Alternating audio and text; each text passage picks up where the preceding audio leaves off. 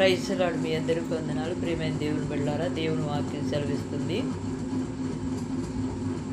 భక్తుడైన దావీదు అంటున్నాడు, శ్రమ కలగకముందు నేను త్రోవ విడిచి తిని అని. శ్రమ లేనప్పుడు ఎలా ఉన్నాడంట? దేవుని మార్గంలో లేడు, త్రోవ తప్పాడంట. ఆ తర్వాత 119వ కీర్తనలో ఏమంటాడంటే,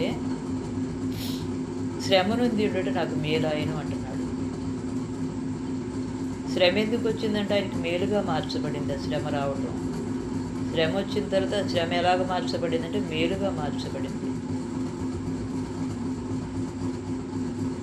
91వ కీర్తనలో కూడా శ్రమలో నేను అతనికి తోడై ఉంటాను, అతన్ని విడిపించి అతను గొప్ప చేస్తా అన్నాడు దేవుడు.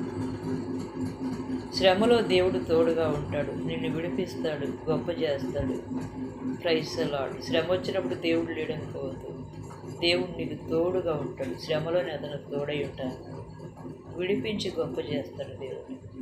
నీవున్న శ్రమలోంచి దేవుడు విడిపించబోతున్నాడు, నిన్ను గొప్ప స్థితిలో దేవుడు నిలబెడతాడు. Praise the lord.